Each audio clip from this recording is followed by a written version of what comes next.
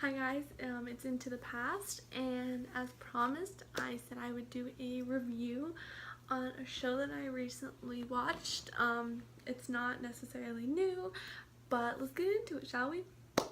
So, I just started The Man in the High Castle, which is on Amazon Prime. So, disclaimer, if you don't have Amazon Prime, it's not on any other service because it's exclusive to Amazon. Like, they have Netflix originals, they have Amazon originals, so it's just exclusive to Amazon. So before I go any further, if you don't have Amazon Prime, I think you can buy Amazon Video separately without paying like $12 a month for Amazon Prime if you don't want to have like packages and you don't use it for that.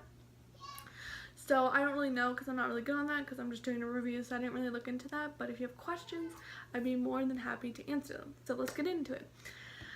So The Man in the High Castle, the rundown, this will have no spoilers. FYI, this video will have no spoilers. I'll try as hard as I can not to say anything, no spoilers. It's about if Germany won World War II and we lost, and Germany would get about 3/4 of America, and Japan also being a communist country at that time run by Tojo and Hirohito, and Tojo was the communist leader and Hirohito was like the communist general at the time. So they were two important people, and so they took what was known as the Pacific states, which were the western states like California and like Washington and like that whole like area right there. And then Germany, being a fascist country run by Adolf Hitler, took from, I want to say, from Nebraska to all the way up to the East Coast. I can't think of what state because they don't really show the map that much, but they took all of that, and they call it the Greater Nazi Reich. And so it's not called America. And then the middle states like Colorado, Wyoming, New Mexico, Mexico are called the neutral zone, and they are neither part of the Greater Nazi Reich or the Pacific states run by Japan. So the show takes place with the main character, and she's in San Francisco. So it's run by the Japanese, and it's quite different from the Reich because of just like various things, and so like their government's of course different. People are going to argue that communism and fascism are the same, but I'm not going to get into that, but they are not. I've been in history.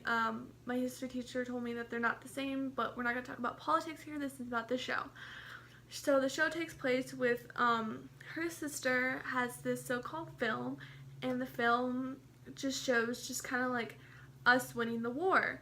And so it's kind of weird because it's like us winning the war, and we didn't win the war in the show. And so people are like, well, like her boyfriend's like, well, we didn't win the war, why is there like videos of us winning the war?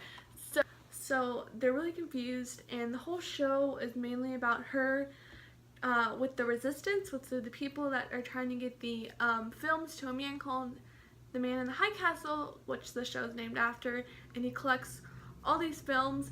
And so she's trying to keep under the radar so that no one thinks that she's in the resistance, because you will be killed and tortured and questioned by the Nazis or the Japanese, because neither of them like them, but the Nazis don't like them the most because that will really, those films will really like offset the tranquility of their society and their power, and then people will start questioning their power and stuff. So overall, that was like a small summary of the show. What do I think of the show? I'm halfway through season 2, so I've watched each episode's an hour, so I've watched about 15 episodes, and there's 10 episodes in season 1 and 10 episodes in season 2.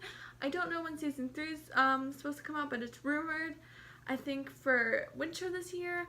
But I would definitely give it a like 4.5 out of 3, or out of 4.5 out of 5. I don't know why I said 4.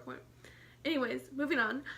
So I give it 4.5 out of 5. It is a wonderful show, especially if you're very obsessed with like World War II history like me and like Germany and all that, and like it just really puts in perspective like what the alternate outcome would be if we didn't win the war, which really is wonderful.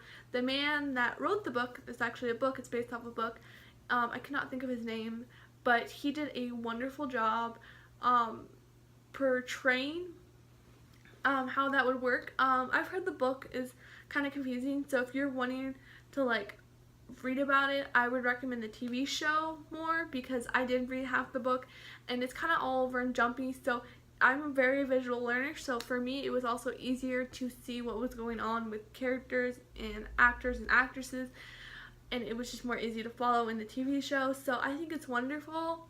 So tell me what you guys think of it. I loved it personally, and I would recommend it to anyone that's very obsessed with that time period or just wants to know.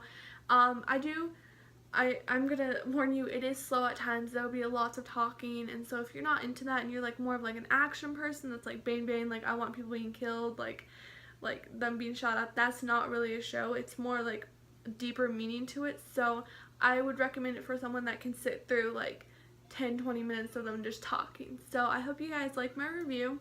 There'll be more reviews and makeup tutorials coming, so I hope you guys like it. Okay, bye!